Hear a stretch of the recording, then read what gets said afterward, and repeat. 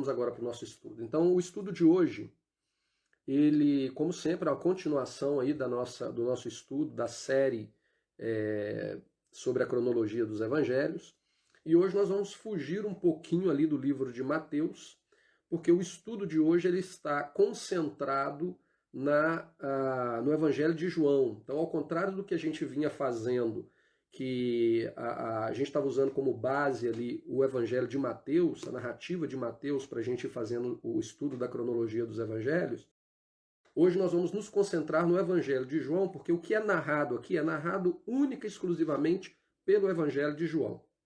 Apesar de, quando a gente faz uma leitura superficial, parece que ele está narrando algo que já havia sido narrado antes, mas como nós vamos ver aqui, esse não é o caso. Então, o estudo de hoje, nós ainda estamos na seção 2 da série da cronologia dos evangelhos, né, do batismo até a Páscoa, Pessah, parte 3, o Cordeiro de Deus. Hoje, nesse estudo de hoje, nós temos ele dividido em 3 eventos. O primeiro evento é o testemunho de João, que está em João, capítulo 1, versículo 19 a 28. Depois nós temos o Cordeiro de Deus, João 1, de 29 a 34. Depois nós temos os primeiros discípulos, João 1, 35 a 51. E, finalmente, o primeiro milagre, que está descrito em João, capítulo 2, versículo 1 a 13. Então, hoje, nós estamos tratando exclusivamente do Evangelho de João, porque os outros evangelhos não narram esses acontecimentos aqui. Esses acontecimentos, dentro daquele aspecto das 70 semanas, eles cobrem um período entre o final da 6ª semana de ministério do Messias e o início da 8ª semana de ministério do Messias. Então nós vamos começar aqui pelo testemunho de João, Evangelho de João, capítulo 1, versículo 19 a 28. Eu quero ler aqui com vocês. Então, João, capítulo 1, versículo 19 a 28. E este é o testemunho de João, quando os judeus mandaram de Jerusalém sacerdotes e levitas para que lhe perguntassem: quem és tu? E confessou e não negou. Confessou: eu não sou o Messias, eu não sou o Cristo. E perguntaram-lhe: então quem é? És tu Elias? E disse: não sou. És tu profeta? Ou seja, aqui na verdade eles estão tratando daquele profeta que Israel sempre esperou, que é o profeta descrito lá em Deuteronômio capítulo 18. Então ele pergunta: é você aquele profeta que Israel durante todo esse tempo está aguardando? E ele respondeu: não. Disseram-lhe, pois, quem és? Para que demos respostas àqueles que nos enviaram. Que dizes de ti mesmo? E disse: eu sou a voz do que clama no deserto. Endireitai o caminho do Senhor, como disse o profeta Elias. E os que tinham sido enviados eram dos fariseus. E perguntaram-lhe e disseram-lhe: por que batizas, pois se tu não és o Cristo, nem Elias, nem o profeta? E João respondeu-lhes dizendo: eu batizo com água, mas no meio de vós está um a quem vós não conheceis. Este é aquele que vem após mim, que é antes de mim, do qual eu não sou digno de desatar a correia das alparcas. Estas coisas aconteceram em Betabara, do outro lado do Jordão, onde João estava batizando. No exato momento em que, como a gente viu na semana passada, ao final dos 40 dias, Yeshua foi tentado por Satanás, este evento aconteceu na vida de João.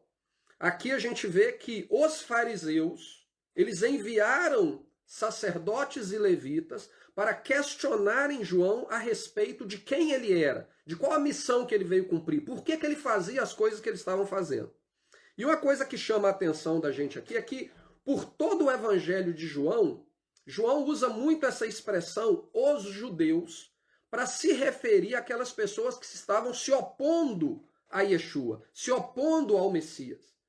E muitas vezes, por ignorar o contexto do que essa palavra, os judeus, significa, algumas pessoas desenvolveram até mesmo uma teologia antissemítica, anti-judeu, baseado nessas palavras ao falar o seguinte: o judeu era contra Jesus. Só que o que essas pessoas ignoram é que, na verdade, o próprio Jesus era judeu, os discípulos eram judeus, João era judeu, os apóstolos eram judeus. Mas às vezes influenciado por uma doutrina que analisa essas palavras de João fora de contexto, criam essa narrativa de que os judeus eram inimigos de Cristo. Só que quando a gente presta atenção aqui, o primeiro versículo, ele fala que os sacerdotes e levitas foram enviados pelos judeus, e lá no versículo 24, ele nos fala quem eram esses judeus. Esses judeus eram os fariseus. O texto deixa muito claro isso. E os que tinham sido enviados eram dos fariseus. Então a gente precisa, quando a gente está lendo o Evangelho de João principalmente, a gente tem que ter isso muito claro em contexto, né? De aplicar a palavra judeu de maneira adequada. A palavra judeu ela não está sendo usada aqui de uma maneira pejorativa a todo o povo judeu ou a todo o povo de Israel de uma maneira genérica. Ela está sendo usada de maneira específica, segundo o contexto, para indicar um grupo específico, uma liderança religiosa específica que havia se levantado contra o Messias e que estava constantemente em oposição a ele. Então a gente tem que ter isso muito claro para que a gente não se deixe influenciar por esse tipo de teologia antissemítica que infelizmente existe até o dia de hoje. É curioso que às vezes a pessoa pode até achar meio absurdo, mas é uma realidade, que pessoas ainda no dia de hoje, depois de muitos anos dentro da igreja, quando elas são deparadas com a realidade de que Jesus era judeu, ela fica surpresa. E ela fala, o quê? Mas Jesus era judeu? E vocês podem até achar que isso é absurdo, mas não é absurdo. Isso é coisa que constantemente a gente escuta quando você começa a apresentar as escrituras dentro da perspectiva hebraica na qual ela foi escrita, você encontrar pessoas que ficam surpresas. Mas eu não sabia que Jesus era judeu. Parece absurdo, mas não é. Justamente como resultado desse tipo de teologia antissemita. Quando a gente analisa o que está sendo questionado aqui a João, a gente percebe que os sacerdotes e os levitas, eles interrogam a respeito de se ele era o Messias.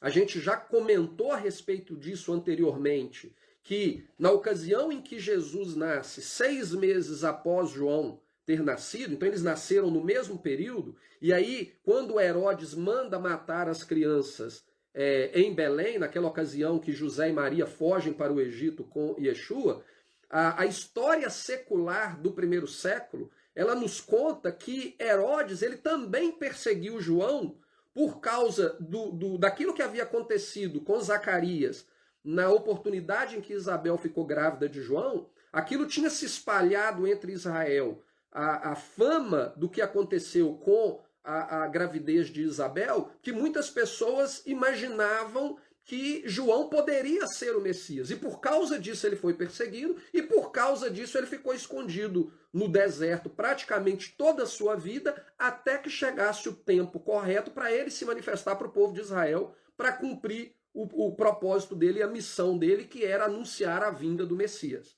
Então, quando essas pessoas vão até João, o que eles tinham na mente dele ainda era essa possibilidade. Será que é esse aqui que é o Messias? E aí quando eles chegam para João, João nega, e eles perguntam, então você é Elias? Que nós já vimos também nos estudos anteriores, do que trata lá em Malaquias.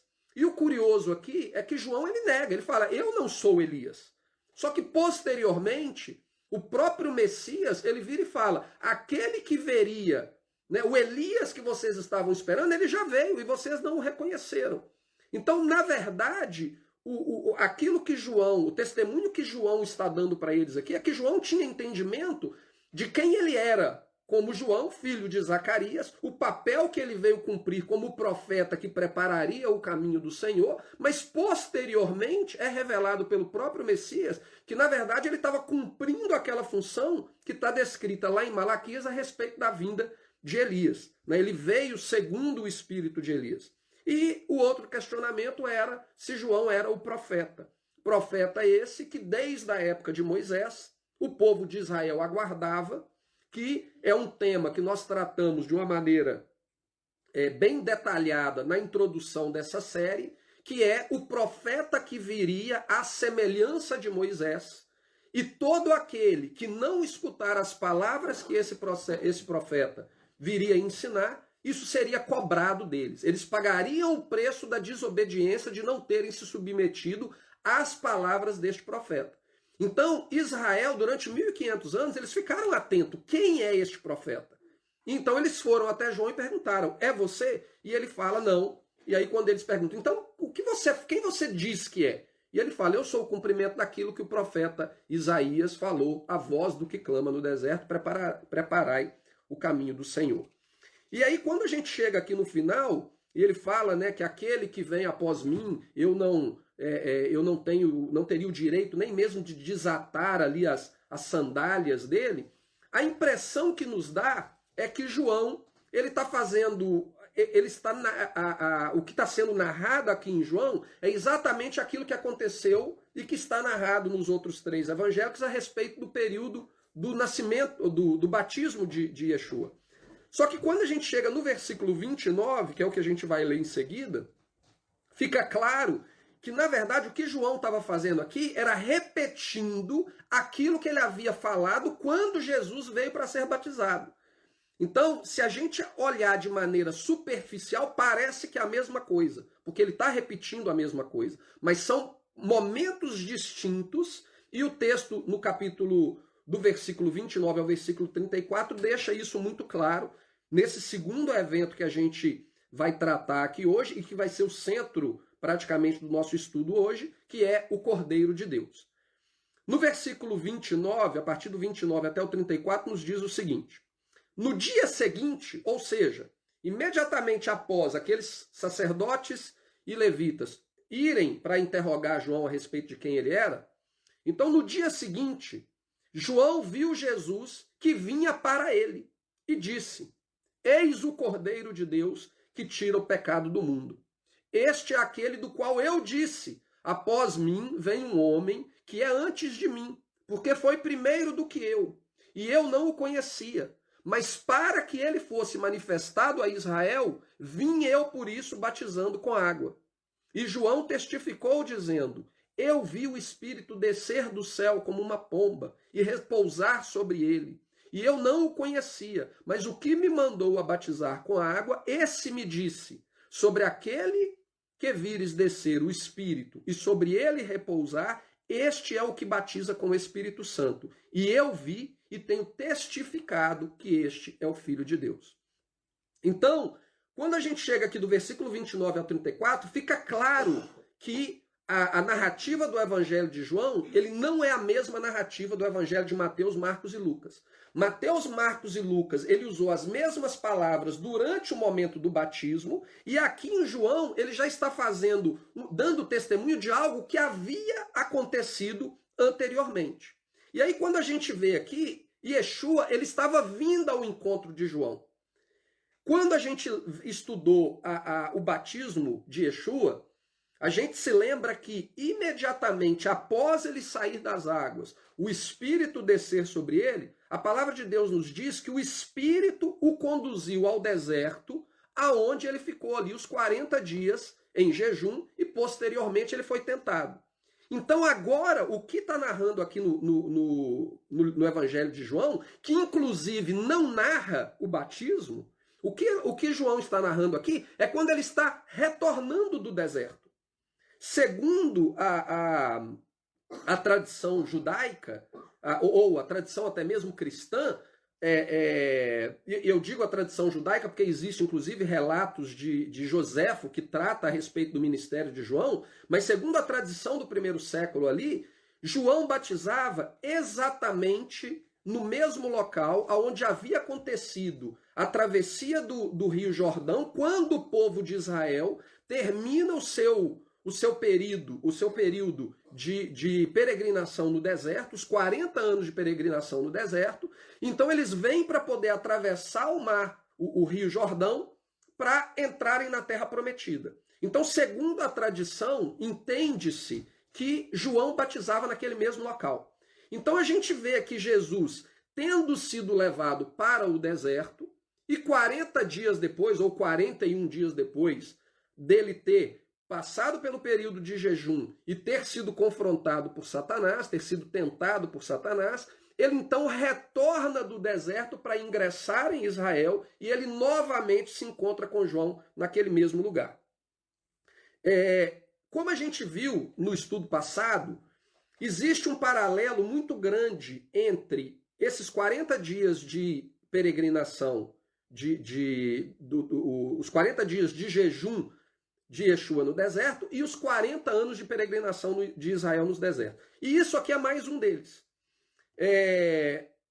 Quando a gente lê o Evangelho, quando a gente lê o livro de Josué, do capítulo 1 ao capítulo 5, é onde narra esse acontecimento na história de Israel, quando Israel atravessa o Rio Jordão para entrar na Terra Prometida.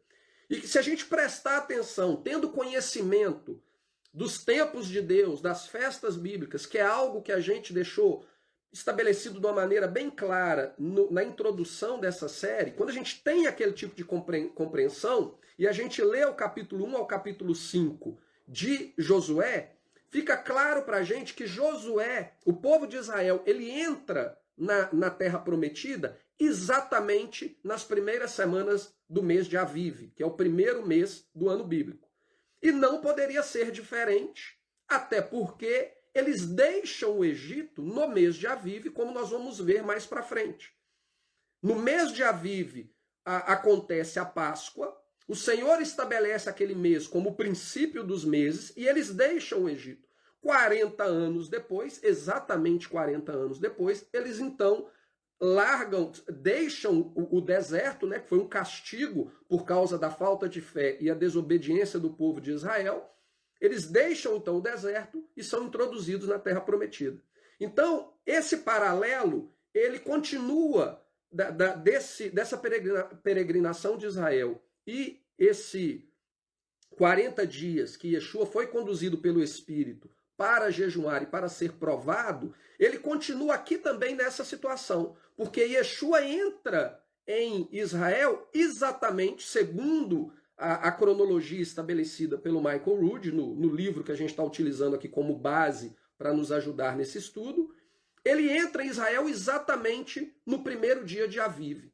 Então, em um dia especial no calendário bíblico, um dia que Jeová determinou, desde lá do êxodo no Egito, ele determinou que seria o princípio dos meses, um dia em que o povo de Israel deveria estar atento para poder declará-lo, porque a partir dali é que Israel seria capaz de se preparar para todo o restante do ano e as horas marcadas estabelecidas durante o ano. Naquele dia, que era um dia especial, era praticamente, não, era o ano novo bíblico, apesar do judaísmo hoje considerar ano novo outra coisa, mas aí é fruto das tradições deles. Biblicamente falando, segundo a palavra de Deus, o ano novo bíblico é o primeiro dia do mês de Aviv. Então, nesse dia, que é um dia especial, Yeshua retorna do deserto e João aponta para ele e diz: eis o Cordeiro de Deus que tira o pecado do mundo. Então, aqui também a gente vê novamente um paralelo entre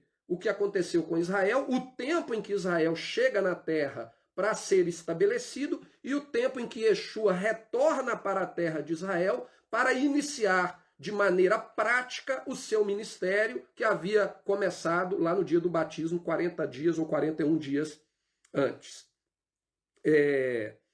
Quando a gente vê isso que está sendo dito por João, né, eis o Cordeiro de Deus, para nós que já conhecemos a história, né, a gente não está falando aqui de algo que a gente não conhece, a vida inteira a gente leu isso e a gente compreende o que isso significa, nós sabemos que João ele está fazendo uma referência ao Cordeiro Pascal lá no tempo de Êxodo.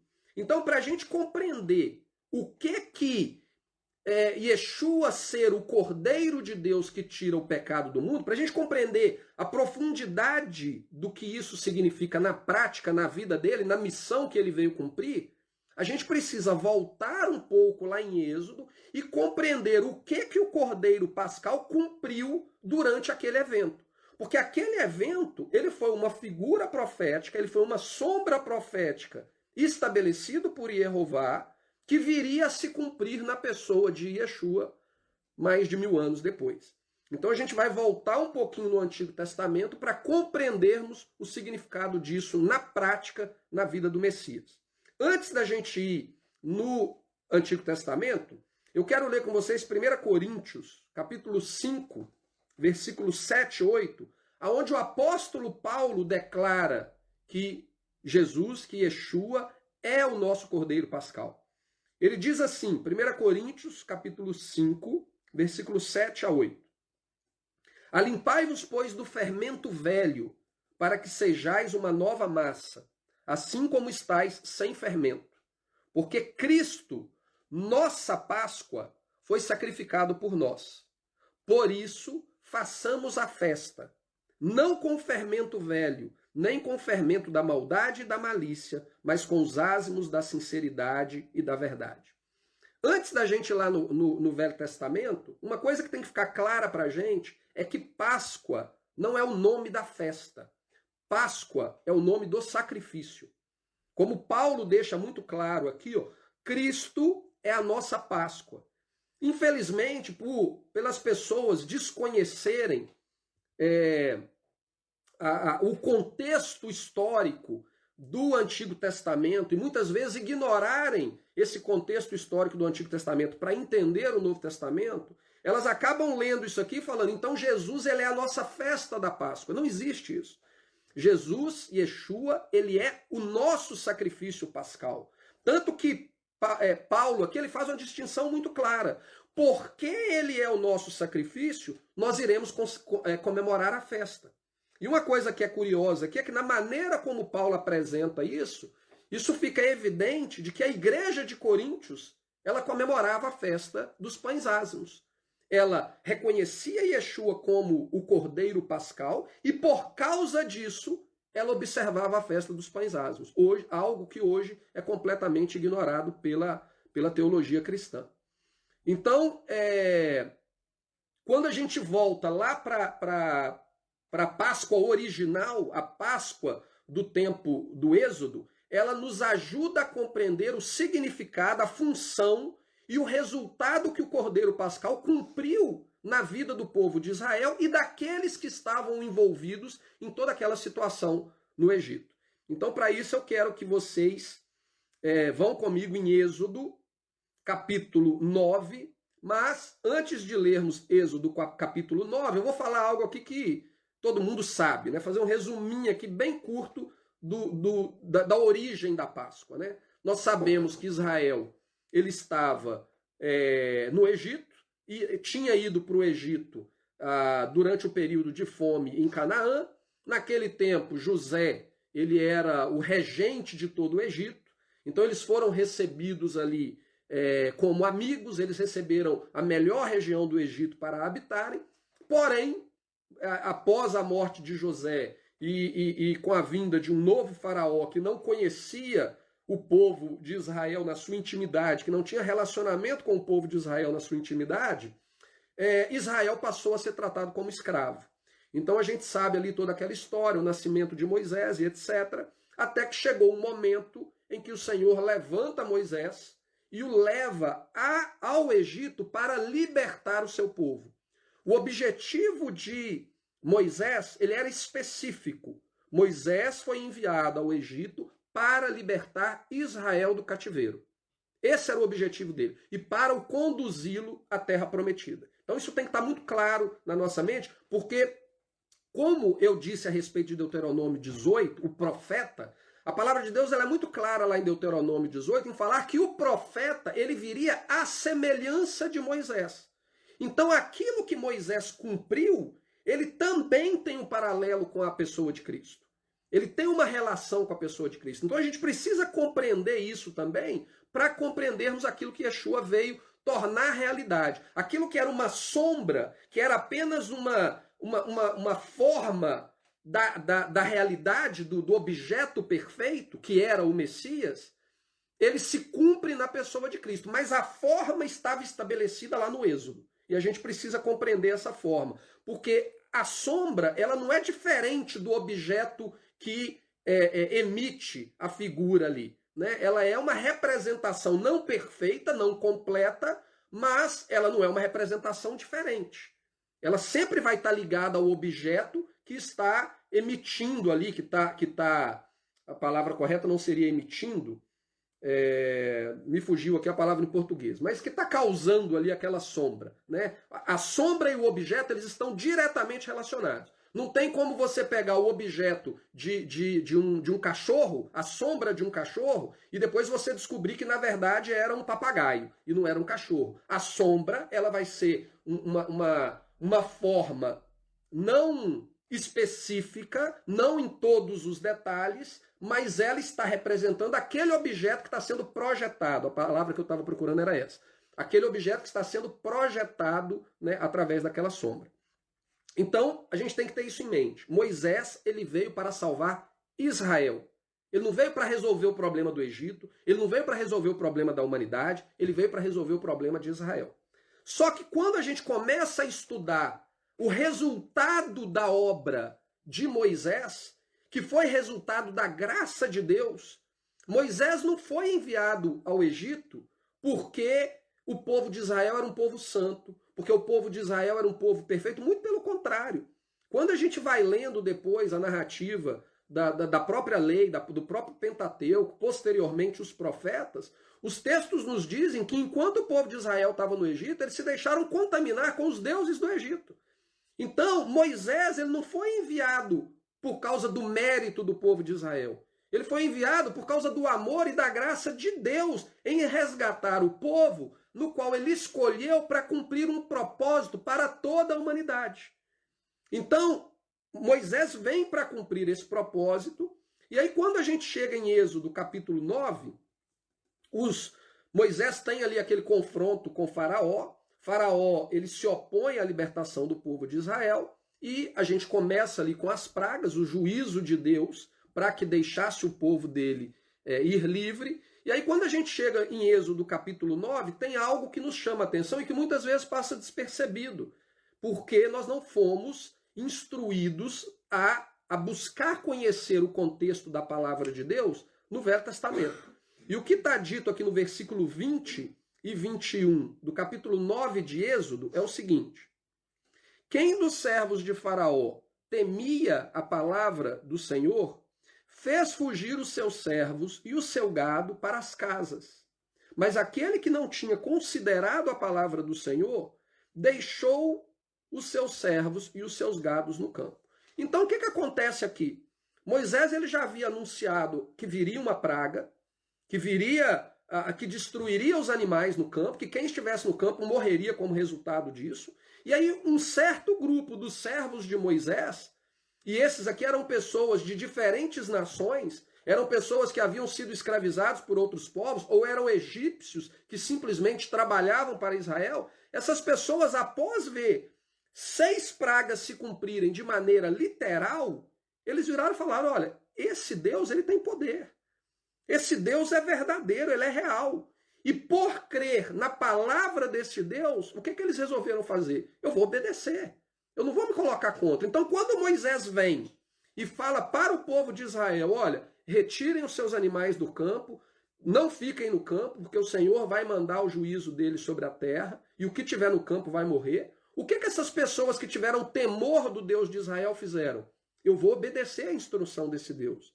Eu vou me submeter à vontade desse Deus, porque eu sei que ele vai cumprir aquilo que ele falou. Então esse povo retirou os animais dele do campo e protegeram seus servos. Os demais que não criam na palavra de Deus deixaram e sofreram a consequência da 7ª praga. Então, ao observar aqui o poder do Deus de Israel, esses estrangeiros, eles se uniram a Israel e passaram a agir como israelitas. Eles entenderam o objetivo aqui. Eles falaram: olha, esse Deus veio para libertar esse povo, mas o que me impede de pegar uma carona? O que me impede de fazer parte deles se o Deus deles é verdadeiro? E o Senhor os honrou por causa disso. Quando a gente chega no capítulo 11, o Senhor começa a instruir a respeito da última praga, que nós sabemos muito bem que é a morte do primogênito no Egito.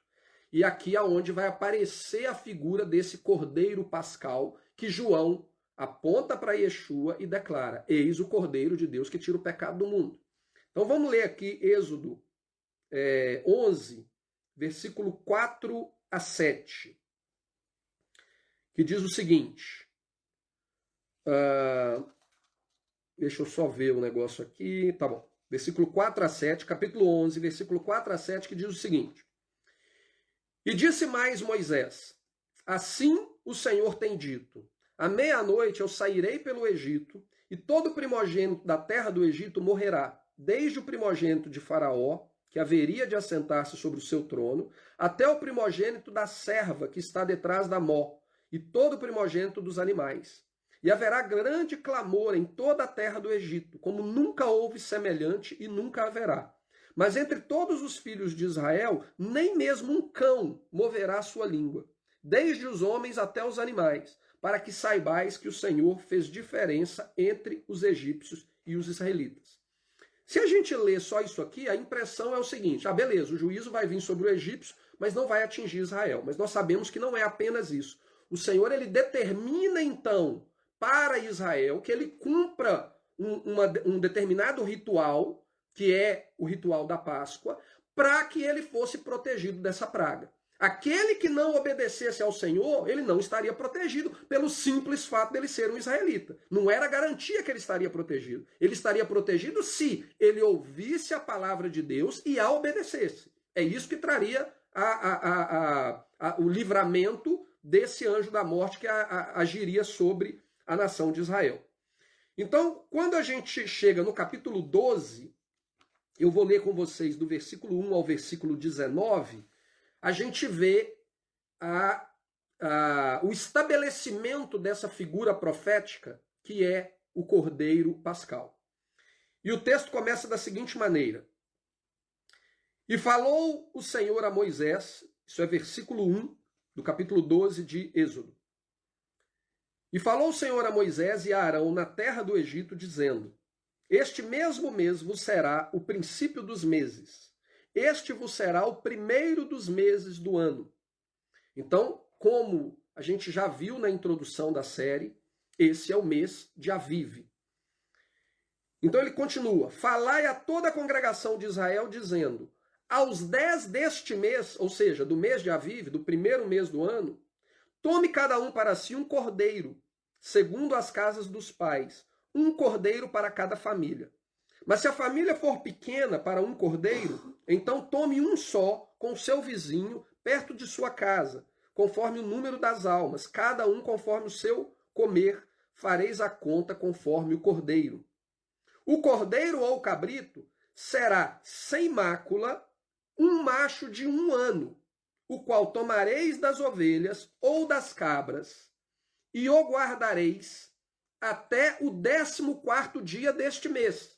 Então, do dia 10 ao dia 14º, esse cordeiro de 1 ano, ele estaria na casa, ele estaria sendo examinado para ver se não tinha nenhum tipo de defeito nele.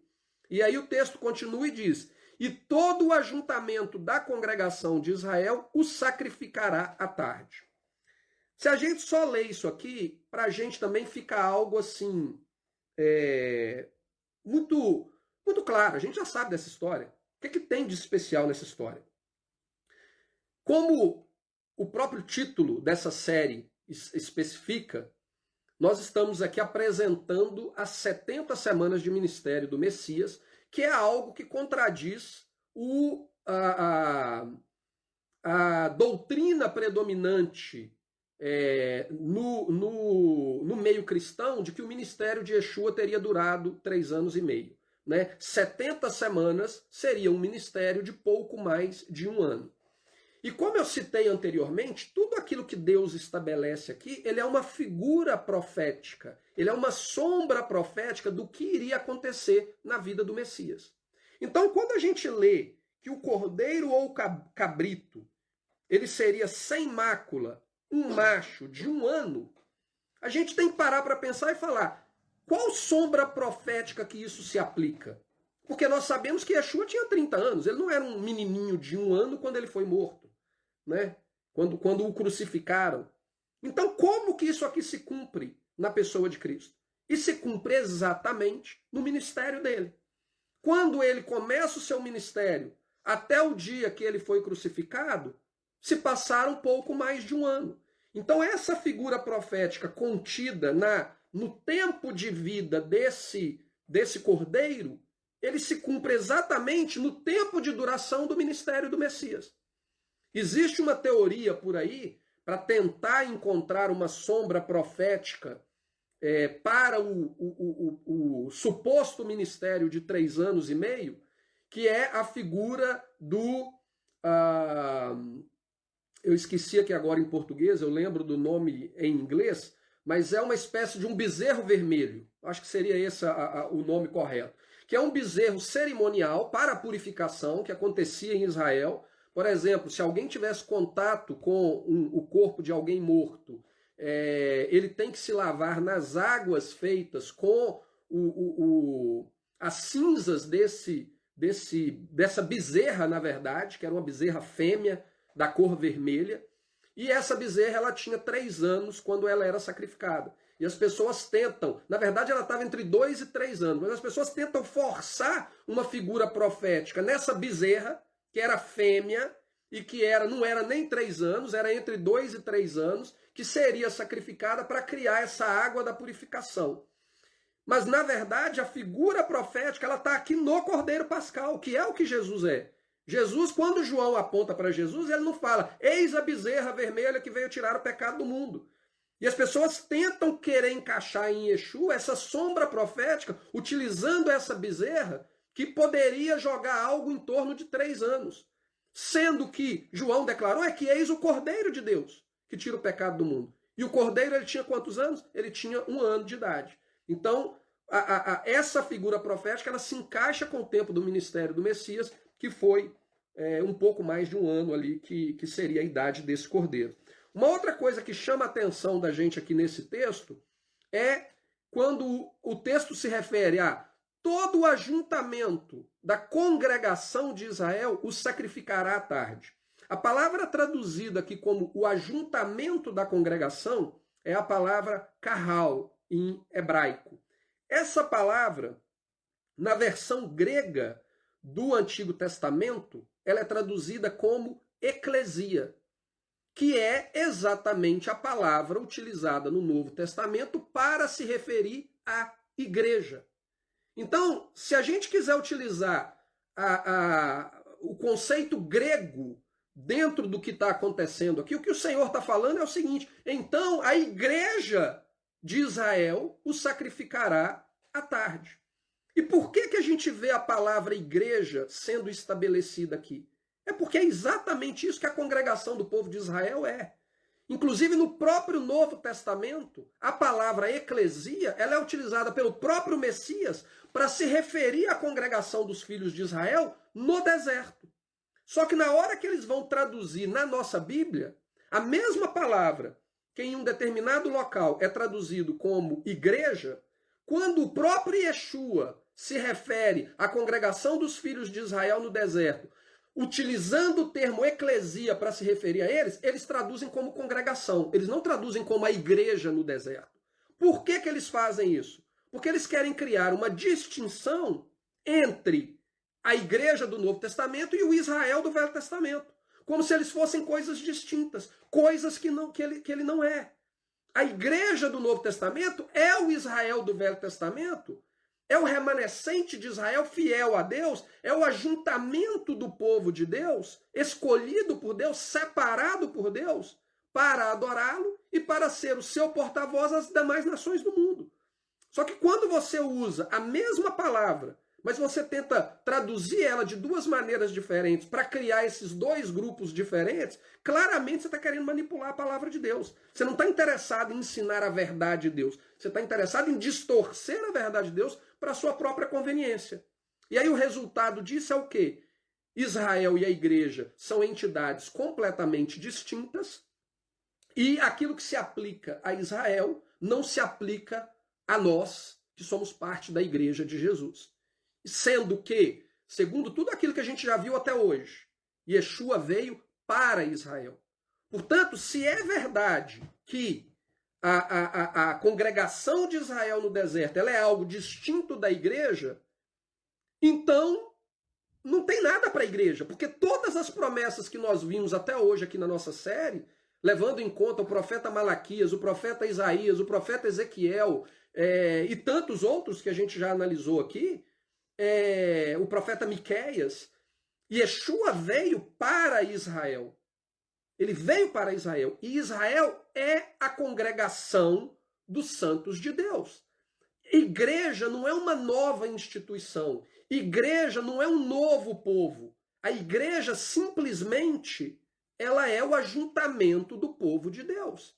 Então a igreja estava aqui reunida no deserto e a igreja se manifestava no tempo do Novo Testamento. Então essa ideia de que não, mas a igreja ela é algo distinto. Como nós vamos ver aqui mesmo, não é bíblico, não é assim. Continuando a leitura, então, de Êxodo capítulo 12. E tomarão do sangue e pô-lo-ão em ambas as ombreiras e na verga da porta, nas casas em que comerem. E naquela noite comerão a carne assada no fogo, com pães ázimos, com ervas amargosas, a comerão.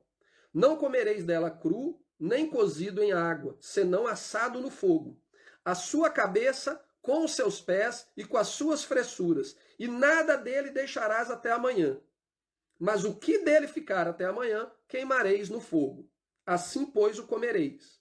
Os vossos lombos cingidos, os vossos sapatos nos pés e os vossos cajados na mão. O comereis apressadamente, essa é a Páscoa do Senhor. Então, o que ele está falando aqui é o seguinte, olha, já fica preparado para a viagem.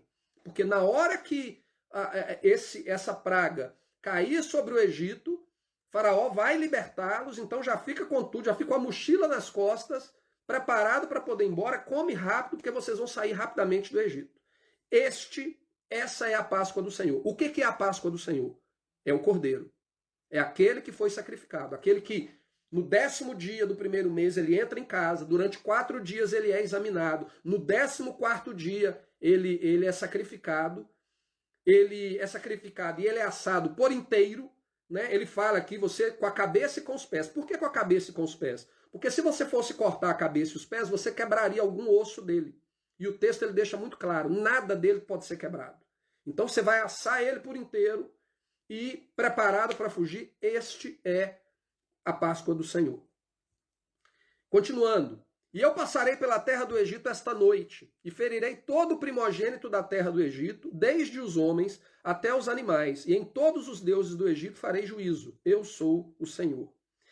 E aquele sangue vos será por sinal nas casas em que estiverdes. Vendo eu sangue, passarei por cima de vós, e não haverá entre vós praga de mortalidade quando eu ferir a terra do Egito. Ou seja, lá no início, no capítulo 11, a gente viu, né? Eu vou fazer distinção entre o Egito e Israel, mas aqui no capítulo 12 a gente vê que tem uma condição. O sangue tem que estar nos ombrais da porta.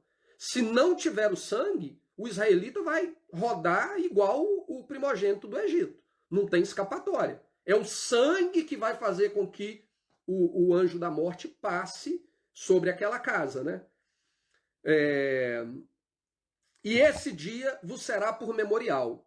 E celebrá-lo-eis por festa ao Senhor nas vossas gerações, os celebrareis por estatuto perpétuo. Agora vem a festa.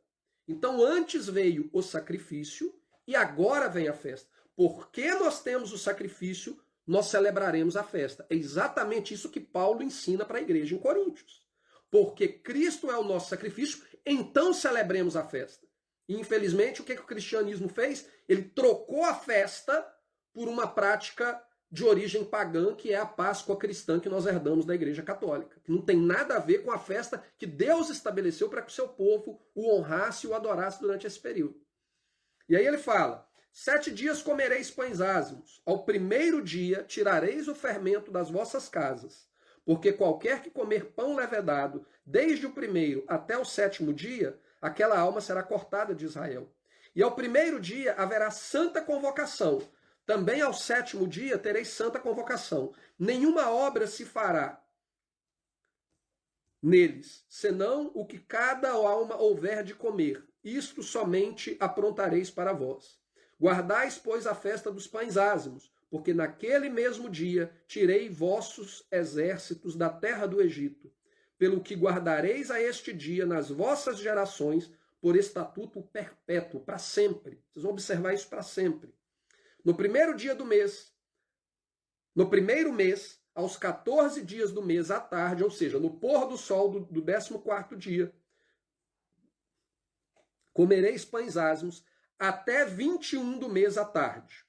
Por 7 dias não se ache nenhum fermento nas vossas casas, porque qualquer que comer pão levedado, aquela alma será cortada da congregação de Israel. Então nós vimos lá atrás que a congregação de Israel, ela é a Kahal, o ajuntamento dos santos de Deus, que no hebraico seria descrito como a eclesia, como a igreja. E aqui ele fala, aquela alma será cortada da congregação de Israel, assim o estrangeiro como o natural da terra.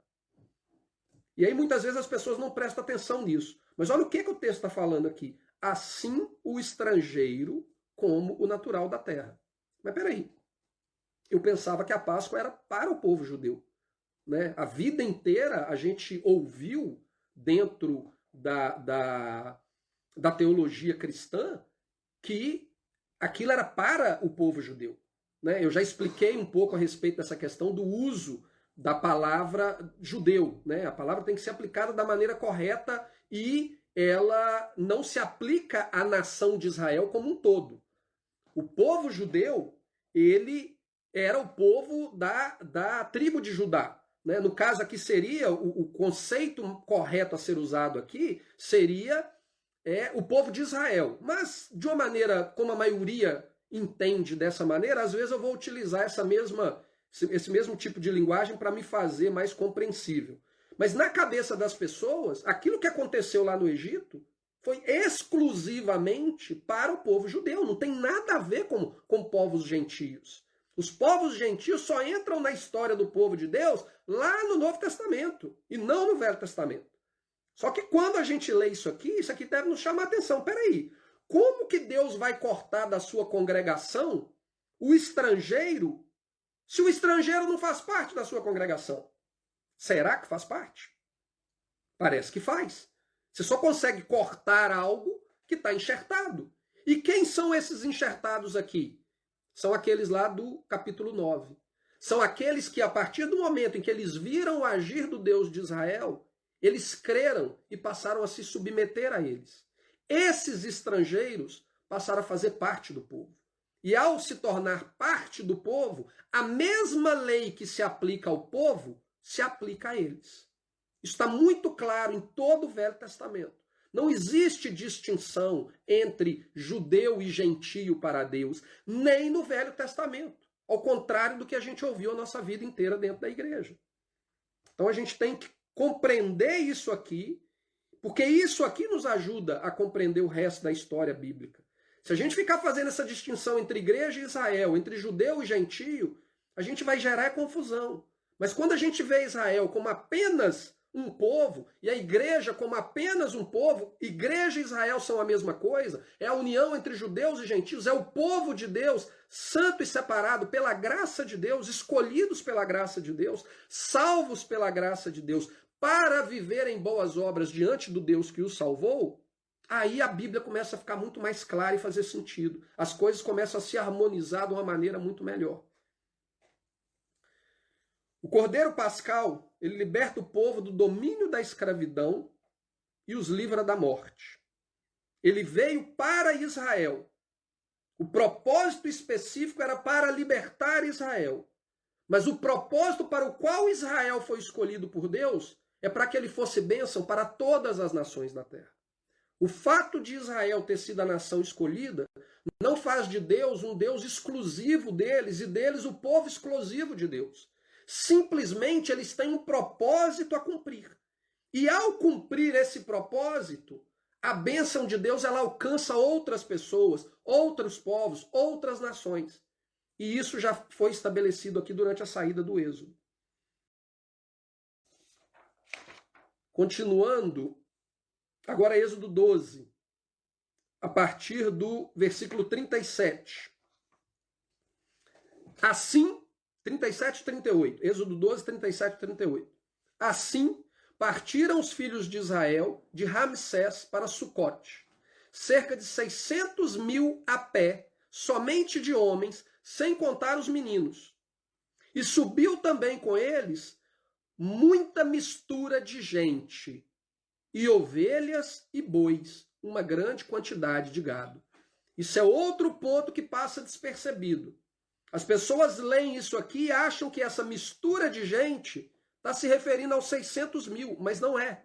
Essa mistura de gente que foi junto com eles foram aqueles que creram no Deus de Israel. Foram aqueles que, pela fé, eles se uniram ao Deus de Israel. Eles se tornaram um com Israel para ali formar a congregação de Israel composta, segundo o termo que é usado principalmente no Novo Testamento, a partir do primeiro século, uma união entre judeus e gentios. Neste caso aqui, de maneira mais específica e coerente com o contexto bíblico, uma união entre israelitas e estrangeiros. Então, o que o texto fala aqui, e também uma mistura de muita gente, isso aqui eram pessoas de diversas nações da terra. Segundo a tradição judaica, e eu mencionei isso, se eu não me engano, na semana passada, existiam aqui representantes de todas as nações da terra. E quando essas pessoas, nós vamos ver mais para frente, elas estão ali no pé do Monte Sinai, quando Deus faz a aliança com o povo de Israel, segundo a tradição judaica, cada uma dessas pessoas entendeu na sua própria língua. Isso te lembra alguma coisa? A gente vai tocar nisso aqui um pouquinho para frente. Êxodo 12, 43 a 51. Disse mais o Senhor a Moisés e a Arão: esta é a ordenância da Páscoa. Nenhum filho do estrangeiro comerá dela. Ué, mas peraí, Marcelo, você não acabou de falar que o estrangeiro ele se une a Israel e agora fala aqui que não vai comer? Calma lá. Por isso que a gente tem que ler o contexto. A pessoa pode vir aqui pegar esse primeiro versículo e falar: olha, você está errado. Porque eu li aqui em Êxodo capítulo 12, versículo 43. Nenhum filho do estrangeiro comerá dela. Você está errado. Infelizmente é o que a maioria das pessoas fazem, principalmente com o Novo Testamento. Vai lá e pega um verso. Não, mas peraí, você falou isso, mas está errado. Olha aqui o que Paulo disse. Né? As pessoas são mestres para usar Paulo fora de contexto. Quando a gente analisa o contexto, olha o que o texto nos diz. Porém, todo servo comprado por dinheiro, depois que houveres circuncidado, então comerá dela. O estrangeiro e o assalariado não comerá dela. Parece meio contraditório aqui, né? Numa casa se comerá, não levarás daquela carne fora da casa, nem dela quebrareis osso. Toda a congregação de Israel o fará. Toda a congregação, quem era a congregação? Estrangeiros e naturais. Agora olha o que fala esse verso.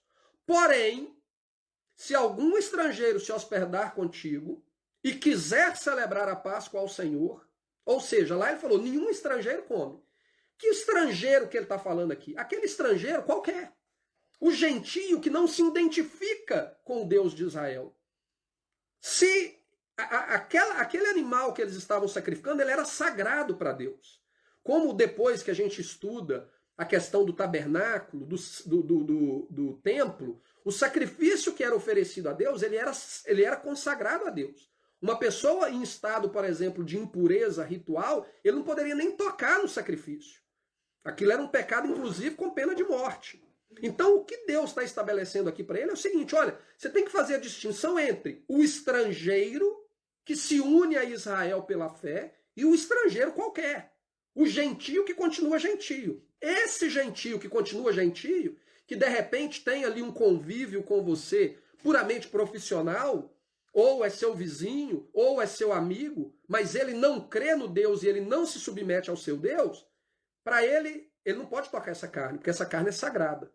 Agora, o estrangeiro que se hospedar com você e quiser celebrar a Páscoa, ou seja, ele quiser tomar parte nesse sacrifício, nessa oferta que está sendo feita para o seu Deus, e se tornar servo desse Deus, seja-lhe circuncidado todo homem, e então chegará a celebrá-la.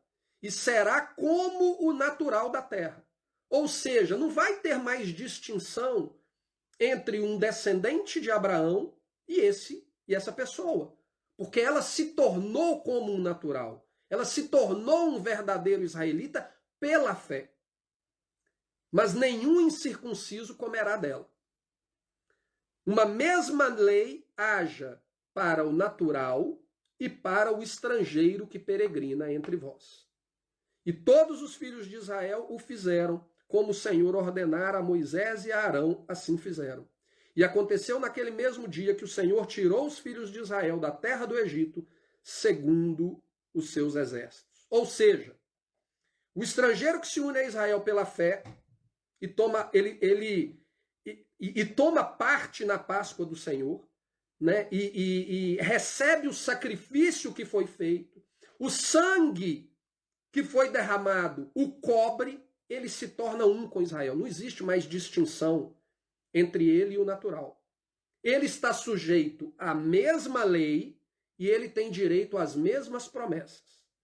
Quando a gente compreende isso que aconteceu aqui no Êxodo, a gente compreende o que foi a congregação de Israel a partir daí. Porque esse povo que se uniu a Israel e deixou o Egito junto com Israel é o povo que peregrinou até o Monte Sinai. O texto nos diz, quando a gente analisa ali o texto da saída do povo do Egito até a chegada deles no Monte Sinai, se passaram cerca de 50 dias. 50 dias após terem deixado o Egito, a congregação de Israel, formada pelos naturais e por essa multidão de estrangeiros, que o sangue do Cordeiro os havia purificado e os havia feito se tornarem parte de Israel, se tornarem como um natural, eles chegam ali no pé do Monte Sinai e o Senhor se manifesta no alto do monte e ele proclama a sua lei e ele faz uma aliança com todos os que estão no pé do Monte Sinai. Quando a gente lê lá Êxodo capítulo 19, capítulo 18, 19 e 20, que é onde essas coisas acontecem, você não vê Deus falando para Moisés assim, olha, vai lá no povo e separa a multidão, coloca os gentios de um lado e os naturais do outro, e eu vou fazer uma aliança com os naturais e os gentios vai ficar para daqui 1000 e poucos anos. Não, a aliança que Deus faz é com todos, a congregação de Israel, a eclesia de Israel que estava ali embaixo, composta por naturais e estrangeiros, a aliança é para eles, e a lei é para eles, e as promessas são para eles. Então, a gente tem que ter isso bem claro, porque quando a gente fala algo que aquilo que aconteceu lá no Sinai era para o povo judeu e não para nós, nós estamos distorcendo o contexto da verdade de Deus. O contexto bíblico nos diz completamente diferente. Ele nos diz que ali Deus estava fazendo uma aliança através de Israel com todas as nações da terra que se achegassem ao Deus verdadeiro e quisessem segui-lo e observar os seus mandamentos em espírito e em verdade. A história do Novo Testamento não é diferente do Velho Testamento. É a mesma história, é a mesma realidade, é o mesmo Deus. Falar que existe uma realidade diferente no Antigo Testamento é deturpar a verdade de Deus. Agora, voltando à realidade de Yeshua, dentro do contexto que a gente estava vendo lá no Evangelho de João. Então aqui a gente tem essa figura profética que foi montada no Êxodo. O Senhor, pela graça dele, ele vem, o Cordeiro é morto para pagar o preço da morte do primogênito ali dos filhos de Israel, ele os livra da escravidão, ele paga o preço da morte, ele, após a libertação, ele os conduz ao monte, e ali no monte a aliança é selada com aquela multidão que estava ali composta de estrangeiros e naturais. Quando a gente vem para a realidade de Cristo, a figura que nós vemos durante toda a história do Evangelho é exatamente a mesma. Eu não vou entrar em detalhes aqui, porque quando a gente chegar lá na última Páscoa, no final do ministério do Messias, a gente vai voltar nesse tema aqui para poder contextualizar aquilo que está acontecendo com Cristo lá. Mas basicamente o que acontece com Cristo são todas essas coisas, todas essas figuras vão acontecer com Cristo, né? Entre elas, ele vem pela graça de Deus para salvar Israel. Ele não vem para poder salvar outra nação da terra. Mas através da obra de redenção e restauração de Israel, a salvação ela é espalhada aos 4 cantos do mundo. E todo aquele que crê passa a ter acesso ao Pai. Eles passam a ter a liberdade de serem enxertados em Israel e se tornarem um israelita. Ele, durante 4 dias, ele vai ser examinado. No 10º dia do 1º mês, ele vai entrar em Jerusalém. Por 4 dias ele vai ser examinado.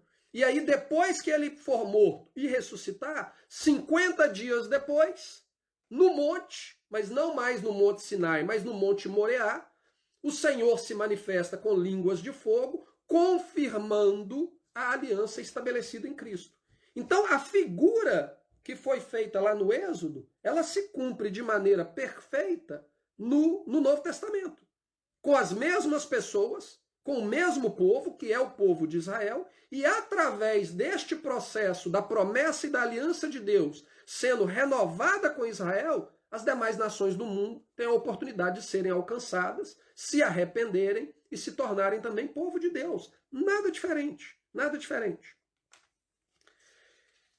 Isso, inclusive, está muito bem estabelecido por Paulo no capítulo 2 de Efésios. Né? No capítulo 2 de Efésios, Paulo chega a falar que aquele que não faz parte da aliança de Deus com Israel, ele não tem esperança, salvação, ele não tem Deus, ele não tem nada. Nós só temos união com o Deus, com o Deus de Israel e com o Messias, se for através da aliança de Israel. É isso que aconteceu no Monte Sinai e é isso que aconteceu no Monte Moriá. Tanto na morte de Cristo no Monte Moriá, quanto o derramar do Espírito Santo que veio selar a aliança, que veio confirmar a aliança no povo. É exatamente a mesma coisa. Então, para aqueles que gostam de enfatizar de que não, mas o Antigo Testamento é para o povo judeu, então o Novo Testamento também é para o povo judeu, porque a aliança continua sendo deles. O Novo Testamento ele é muito claro nisso. A aliança continua sendo de Israel. Sem nós nos tornarmos parte de Israel, nós estamos sem Deus, sem esperança e sem salvação. Leia Efésios capítulo 2, você vai ver Paulo falando isso de uma maneira muito clara. Porém, o que as pessoas ignoram é que, a exemplo do que aconteceu lá em Êxodo, as leis e as promessas, elas passam a se aplicar ao estrangeiro, uma vez que o estrangeiro se une à fé de Israel. Só que eles não querem ter essa responsabilidade. Eles querem os bônus, o bônus da vida eterna, o bônus da promessa do reino eterno, mas eles não querem o ônus da responsabilidade de viver em obediência aos mandamentos, aos estatutos e juízos que formam essa aliança. E para eles se livrarem disso, como que eles fazem? A igreja e Israel.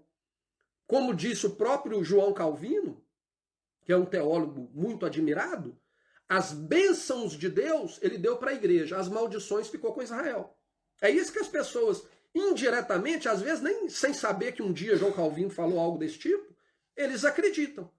Não, nós só temos as bênçãos. Responsabilidade nós não temos mais nenhuma. A gente vive do jeito que a gente quiser. Nós não temos compromisso em obedecer às leis da aliança. Nós temos as promessas da aliança para nós através de Cristo. Não, através de Cristo, você se tornou parte de Israel. E ao se tornar parte de Israel, como a gente viu lá no Êxodo, uma mesma lei se aplica ao estrangeiro e ao natural. Então a gente tem que compreender isso para compreender o nosso papel na nova aliança. E a grande confusão que as pessoas têm, às vezes, em compreender, principalmente essa questão da nossa responsabilidade de andar em fidelidade à lei de Deus, é por não compreenderem quem elas são através da aliança que foi firmada. Né? Qual o papel, aonde elas se encaixam? E aonde elas se encaixam? Numa chamada igreja gentílica, que nenhum profeta jamais fez menção dela? Não, você se encaixa em Israel. A igreja é simplesmente o ajuntamento do povo de Israel, o povo fiel, o verdadeiro Israel de Deus. Porque aquele israelita, como Paulo diz lá em Romanos capítulo 11, aquele israelita que é infiel, ele não é mais Israel, ele é cortado e jogado para fora. Só que aquele gentio que crê, ele é enxertado. Só que como Paulo deixa muito claro, que nós não nos ensoberbeçamos por isso, Porque da mesma maneira que ele cortou o natural, ele corta você e joga você fora também. Então que nós tenhamos humildade para reconhecer que quem nos alimenta, não somos nós que alimentamos a raiz, é a raiz que nos alimenta. Ela que nos dá o sustento. Então que a gente tenha humildade para reconhecer isso. Mas nós nos tornamos Israel. Isso é um fato bíblico. Mas essa distinção entre esses dois grupos, igreja e Israel, é justamente para dizer que a promessa é para um e a culpa é para o outro, o castigo é para o outro. E isso é distorcer, deturpar a palavra de Deus.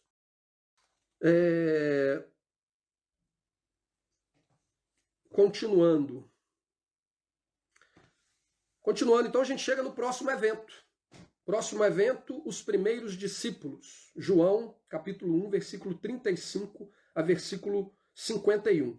Eu não vou ler aqui, porque basicamente o que vai falar aqui nessa passagem é o momento em que Yeshua ele encontra os seus primeiros discípulos. Eu vou ler só alguns inícios aqui, que é importante a gente entender isso. O seguinte, então se Yeshua, a gente sabe que ele ficou 40 dias no deserto, um dia após ele ter sido tentado, ele vem, encontra com João, João o declara como sendo o Cordeiro de Deus, e aí olha o que o texto diz. No dia seguinte, João estava outra vez ali e com dois dos seus discípulos. E vendo passar a Jesus, disse, eis o Cordeiro de Deus. Isso aqui já é a segunda vez que João declara a mesma coisa. Então ele declara o dia anterior, que seria o primeiro de Aviv, o início do ano bíblico, e aqui ele declara novamente, e aí o texto nos diz, isso é João, capítulo 1, de 35 a 51, o texto nos diz que esses dois discípulos, então, não, deixa eu ler, vamos ficar com preguiça de ler, não, deixa eu ler com vocês aqui. A gente já está acabando o estudo, então deixa eu ler com vocês aqui. Vendo passar a Jesus, disse, eis o Cordeiro de Deus. E os dois discípulos ouviram-no dizer isto e seguiram a Jesus. E Jesus, voltando-se e vendo que eles o seguiam, disse-lhes, o que buscais? E eles disseram, Rabino, que traduzido quer dizer mestre, onde moras? Isso aqui é curioso, fazer só uma paradinha nisso aqui, que é curioso o seguinte, tanto o termo judeus, utilizado lá em João, que a gente leu no início, né, do João capítulo 1, aqui lá nos primeiros versículos que a gente leu, do versículo 19, como essa explicação do que rabino significa, deixa claro para a gente que a versão grega de João, ela provavelmente não é a versão original. Porque João, sendo judeu e escrevendo para judeus, por que ele tinha que explicar termos judaicos? Né? Por que ele tinha que explicar rabino, que traduzido quer dizer mestre? Por que ele tinha que explicar? Se ele estava explicando, é porque essa versão aqui, ela foi feita em grego para as pessoas fora de Israel. Os discípulos de Israel, que eram, segundo o próprio livro de Atos, eram dezenas de milhares, inclusive entre os próprios sacerdotes, daqueles que criam. Quando João escrevia isso aqui, ele não precisava ficar explicando rabino. Nós vamos ver em outras passagens de João, eu não sei se hoje, aqui mesmo, o último versículo fala, estava próxima a Páscoa dos judeus. Espera aí, existe Páscoa para algum outro povo? A Páscoa é dos judeus. E aí tem outras passagens de João que eles falam, e a festa dos judeus. Espera aí, João era judeu? Ele ia escrever desse jeito? E a festa dos judeus. Gente, ele era judeu, cara. Claramente, alguém traduziu aquilo que João escreveu para a língua grega. Muito provavelmente João escreveu em hebraico, mas nós não temos... Na verdade, temos alguns evangelhos de João em hebraico, mas não dá para assegurar 100% que eles sejam originais. Talvez eles sejam traduções do grego para o hebraico, mas a cada dia tem sido descoberto mais material com relação a isso. Mas claramente o indício aqui é de que alguém pegou o que João escreveu, traduziu para o grego e precisou colocar significados para que o público-alvo grego pudesse compreender o que João estava escrevendo. Então, muito provavelmente, João não escreveu isso aqui em grego. Isso aqui é uma cópia de alguém, né, que alguém fez. E ele lhes disse, vinde e vede. Foram e viram onde morava, e ficaram com ele aquele dia. e era já quase a hora 10ª. Era André, irmão de Simão Pedro, um dos dois que ouviram aquilo de João, e o haviam seguido. Este achou primeiro ao seu irmão Simão, e disse-lhe, achamos o Messias, que traduzido é o Cristo. Novamente, não precisava traduzir, né? Claramente aqui existe algo errado aqui. Não que o texto está errado, mas claramente a versão grega não é a versão original. Né? O Messias, Mashiach. Qualquer judeu sabe que Mashiach significa Mashiach, o ungido. Por que tem que traduzir? Que traduzido significa Cristo. E levou-o a Jesus. E olhando Jesus para ele, disse, tu és Simão, filho de Jonas. Tu serás chamado Cefas, que quer dizer Pedro. No dia seguinte, quis Jesus ir a Galiléia e achou Filipe e disse-lhe. Então, novamente, Jesus termina os 40 dias, ele se encontra com João, no início ali do mês de Aviv. No dia seguinte, ele encontra com os discípulos. No dia seguinte, ele encontra com Filipe. Então, aqui são informações como essa que nos ajudam a construir a cronologia. Né? Essa indicação do que está acontecendo dia após dia, mesmo que de vez em quando a gente tenha um período maior sem uma informação diária, mas esse tipo de informação ela consegue, ela nos dá a possibilidade de estabelecer essa linha do tempo no qual o ministério de Yeshua caminhou nela. No dia seguinte quis ir a Galiléia e achou a Filipe, disse-lhe, segue-me. E Filipe era de Betsaida, cidade de André e de Pedro. Filipe achou Nataniel e disse-lhe, havemos achado aquele de quem Moisés escreveu na lei e os profetas. Jesus de Nazaré, filho de José. Disse-lhe Nataniel, pode vir alguma coisa boa de Nazaré? E disse-lhe Filipe, vem e vê. Jesus viu Nataniel vir ter com ele e disse-lhe, eis aqui o verdadeiro israelita em quem não há dolo. Disse-lhe Nataniel, de onde me conheces tu? E Jesus respondeu e disse-lhe, antes que Filipe te chamasse, te vi eu, estando tu debaixo da figueira. Nataniel respondeu e disse-lhe, Rabino, tu és o Filho de Deus, tu és o Rei de Israel. Jesus respondeu e disse-lhe, por que te disse, vi-te debaixo da figueira, crês? Coisa maiores do que estas verás. E disse-lhe, na verdade vos digo, que daqui em diante vereis o céu aberto e os anjos de Deus subindo e descendo sobre o Filho do Homem.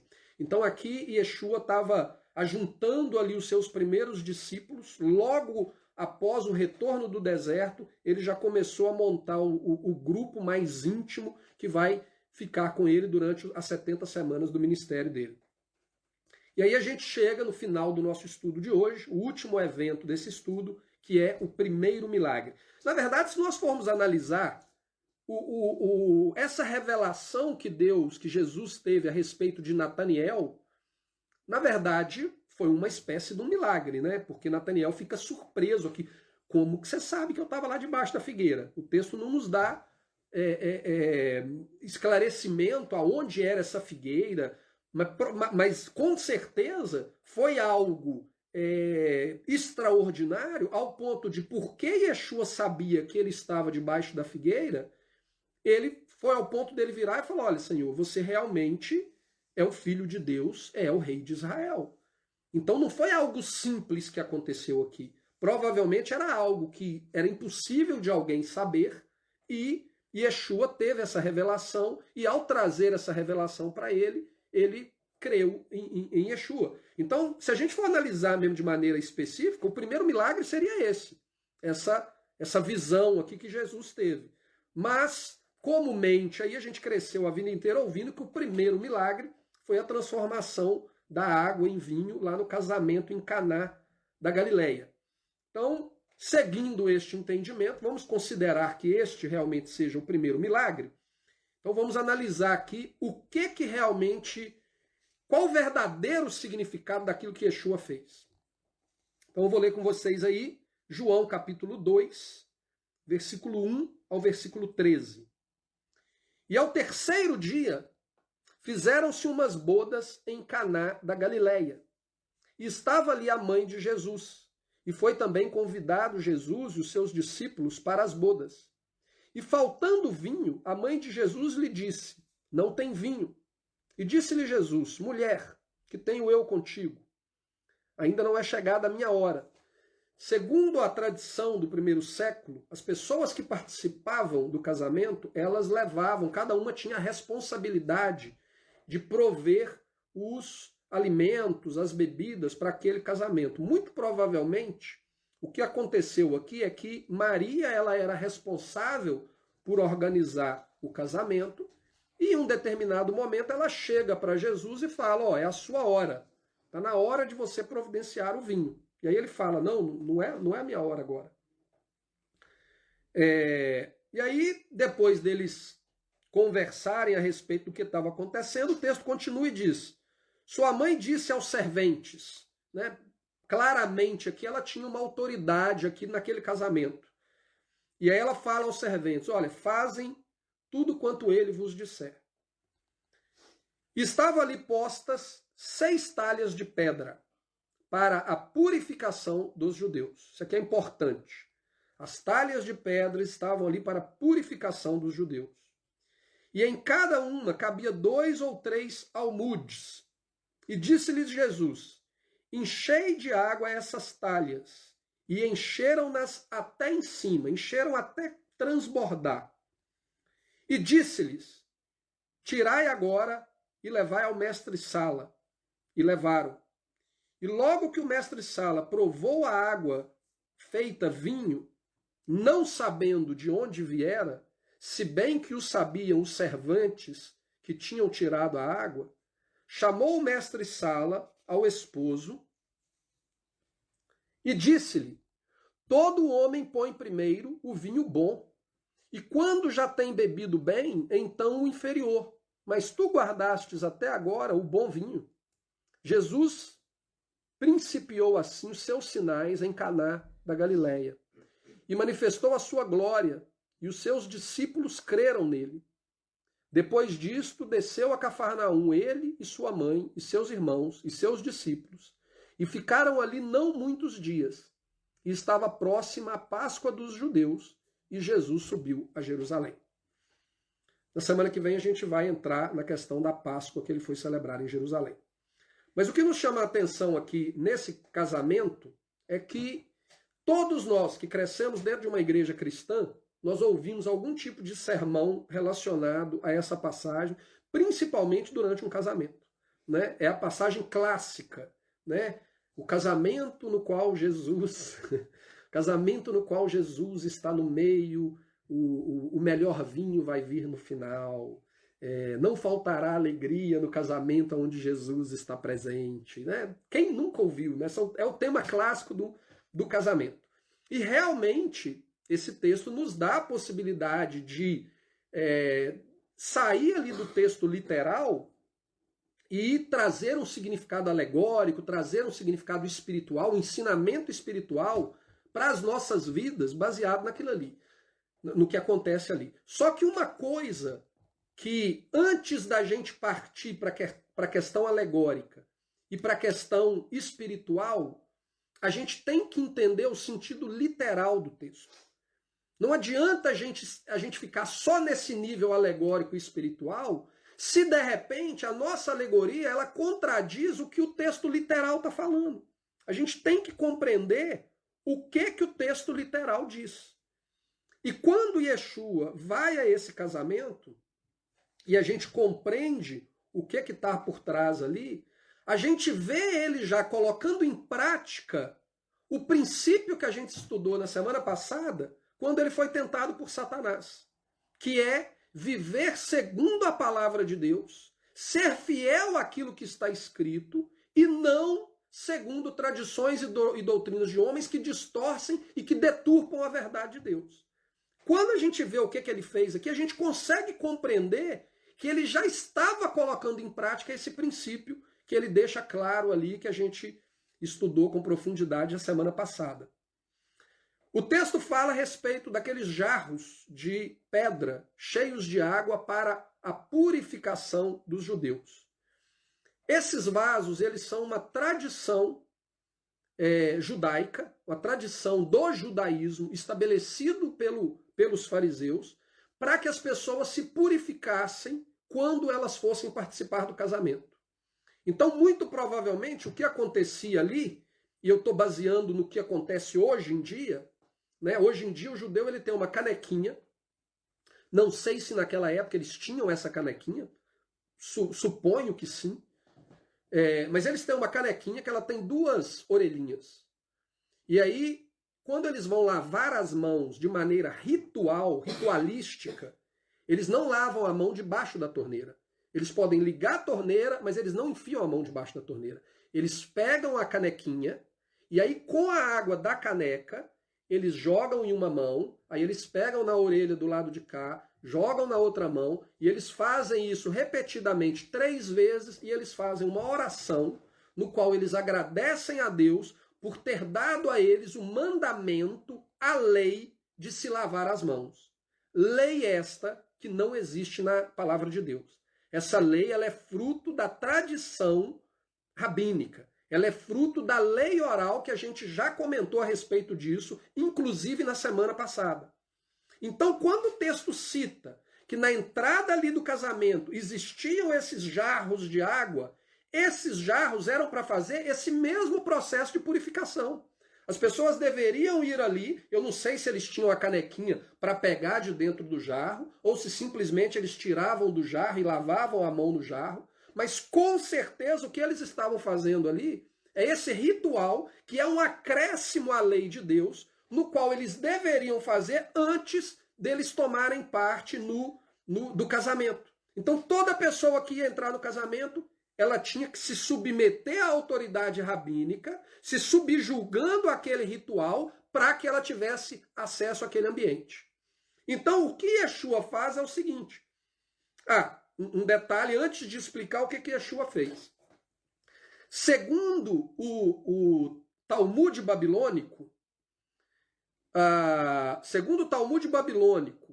em Shilim ou Hilim, não sei qual que é a pronúncia correta, 26b, para se santificar um pote de água, um jarro de água desse, para você santificá-lo, para que ele fosse adequado para a purificação, porque, segundo eles, aquela água poderia estar contaminada, poderia estar impura, e então as pessoas que fossem lavar as mãos, elas iam estar impuras de qualquer jeito. Para que eles purificassem aquela água, eles deveriam pegar esse jarro, levar dentro de uma mikva, que eu expliquei nas semanas anteriores, quando a gente falou do batismo, eu falei a respeito da mikva, que é uma espécie de um batistério. E eles então pegavam esse jarro de água e eles mergulhavam ele. Primeiro eles enchiam ele até em cima, e é curioso que o texto fala claramente que quando Yeshua manda os servos encherem a água, eles enchem até em cima, até no topo. O texto faz questão de salientar isso. Eles encheram a água até no topo. Então o que o judaísmo determinava? Que você tinha que pegar esse jarro de água, você levava ele na mikva, e isso está descrito no Talmud babilônico, Hilim, ou Shilim, acho que é Hilim, 26b. E você mergulha ele dentro da mikva. Quando o jarro ele chega na altura da água da mikva, e a água da mikva, ela beija a água do jarro, e o termo que eles usam lá é exatamente beija a água do jarro, aquela água do jarro passa a ser pura. Aquela água ela é santificada, porque segundo eles falam que a água do jarro e a água da mikva, ela se torna uma água só. Então aquela água ela é purificada e ela está pronta para ser usada nesses rituais. Só que uma coisa que está escrito lá no Talmud babilônico é que se essa água estiver contaminada com qualquer produto fermentado, não tem como purificar ela. Nem se você levar na mikva e molhar na mikva, você não purifica ela. Aquela água tem que ser completamente jogada fora se ela tiver contato com produto fermentado. Ou seja, se você pingar uma gota de vinho naquele jarro de água, aquele jarro de água estaria impuro, segundo a tradição judaica. E aí, quando Yeshua recebe a ordem para poder fornecer o vinho, eu tô rindo, é do que Yeshua fez. Quando ele recebe a ordem para fornecer o vinho, o que ele faz? Ele vê aquele ritual que é uma profanação da lei de Deus, porque como a gente já viu anteriormente, tanto em Deuteronômio, capítulo 4, versículo 1 e 2, e Deuteronômio, capítulo 12, versículo 32, Jeová ele é explícito ao dizer que ninguém tem o poder e a autoridade de acrescentar ou diminuir da lei de Deus. E o judaísmo, ele profanou a lei de Deus exatamente ao acrescentar e diminuir da lei de Deus, segundo o entendimento deles, segundo o bem-querer deles. Eles acrescentaram milhares de leis, eles substituíram outras, eles modificaram outras, e ainda assim eles falam que eles estão agradando a Deus. E aí quando Yeshua vem, e a gente viu isso nos estudos anteriores, tanto na missão que João veio cumprir, quanto na missão que Yeshua veio cumprir, foi justamente para corrigir essa hipocrisia. Então, quando ele tem o primeiro contato dele com os fariseus, participando de um casamento farisaico, aonde o chefe daquele casamento, o líder daquele casamento, provavelmente era o rabino da região, o rabino-chefe da região. A mãe dele cumpria algum tipo de papel de organização ali, mas o mestre-sala, ele provavelmente seria o rabino daquela região. E o que é que Yeshua faz? Peguem os potes de purificação, encham ele de água até no topo. Tira a água e leva para o rabino tomar. Tira a água e leva para o mestre-sala tomar. Yeshua não só ele pingou uma gotinha de vinho e ele profanou aquilo que, segundo o sistema religioso da época, era algo sagrado, algo que Jeová nunca estabeleceu, algo que Deus nunca exigiu que ninguém se submetesse a esse tipo de ritual. Ele não só pingou uma gotinha de vinho ali para poder tornar aquilo impuro, segundo o entendimento dos judeus. Ele transformou a água toda em vinho e ainda fez o cara beber dela. Tipo assim, o texto ainda deixa claro, o rabino não sabia de onde vinha o vinho. Porque se ele soubesse, o casamento acabava ali. A festa acabava ali. Porque Yeshua profanou aquilo que eles consideravam santo, consideravam sagrado, ele profanou diante da face deles, transformando a água daqueles jarros em vinho e violando um parâmetro, um padrão estabelecido por homens para a santidade, santidade essa que Deus nunca exigiu de ninguém, mas o sistema religioso exigiu. Então, quando a gente entende o contexto no qual essas coisas aconteceram, a gente começa a compreender um pouco melhor as intenções por trás das atitudes de Yeshua. Esse foi o primeiro.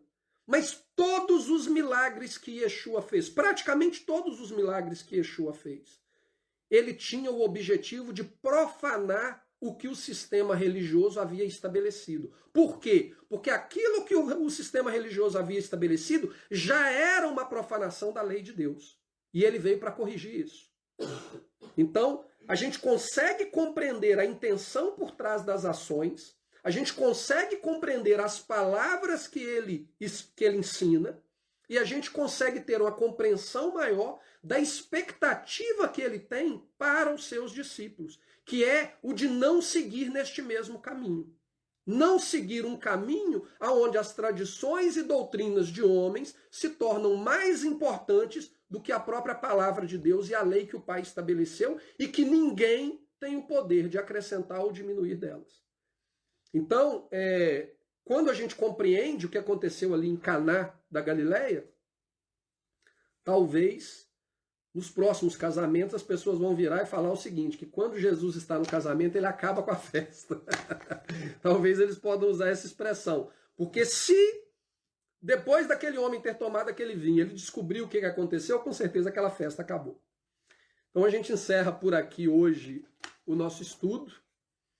E semana que vem, então, a gente entra aí na parte da Páscoa, que Yeshua celebrou ali, a primeira Páscoa dele, na cidade de Jerusalém, e nós vamos ver que o Evangelho de João, ele deixa muito claro que durante todo o seu ministério Yeshua, ele obedeceu ao mandamento de Deus de ir a Jerusalém para celebrar a festa.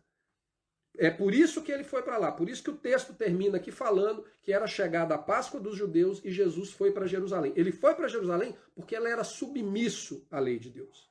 E apenas à lei de Deus e não às tradições que dominavam o sistema naquela época. Então a gente encerra por aqui hoje e fico aí aberto para perguntas.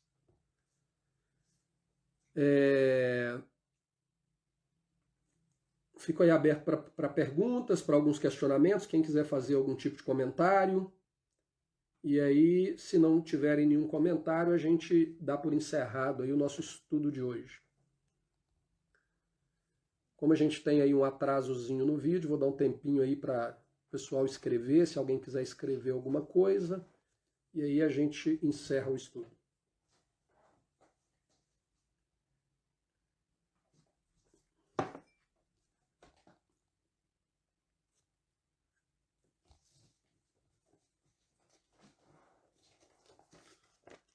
Vamos lá, perguntas, respostas, questionamentos, dúvidas, críticas, comentários. Estamos abertos.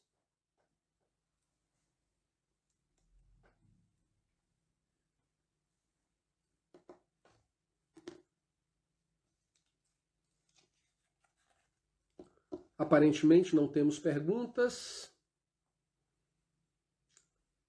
José Tapias, muito bom estudo, obrigado, Tapias. Mas aparentemente nós não temos perguntas hoje. Então, dou-lhe uma, dou-lhe duas, dou-lhe três. Encerrado o estudo de hoje. Então que Jeová abençoe vocês, tenham uma semana aí abençoada. Tá? E a gente se vê aqui, se o Senhor assim nos permitir, no próximo sábado, para a gente dar continuidade aí a compreender aí esses detalhes no qual Yeshua estava envolvido, para que a gente possa entender ainda cada vez melhor o objetivo que ele tinha para a gente, o propósito que ele tinha para a gente, a vontade, né, dele de como nós devemos viver a nossa vida e o nosso relacionamento com Deus. Então, que Jeová abençoe vocês, tenham todos uma semana abençoada. Quem faz parte do nosso grupo de WhatsApp, vamos ter aqui a nossa reunião daqui a pouco, daqui uns 15 minutos, só um tempinho aqui para mim descansar a voz um pouquinho. E quem tiver interesse em fazer parte do nosso grupo de WhatsApp, na nossa página aqui do Facebook, né, Tempo de Restaurar, tem um botão lá em cima com o WhatsApp. Vocês podem clicar nele e mandar uma mensagem para mim adicionar vocês no grupo. E lá no grupo, não é um grupo muito agitado, é um grupo bem tranquilo, não tem muitas postagens, mas pelo menos ali a gente tem um contato mais próximo, é mais fácil para a gente esclarecer dúvidas e debater alguns outros assuntos e etc. Tá bom? Então um abraço.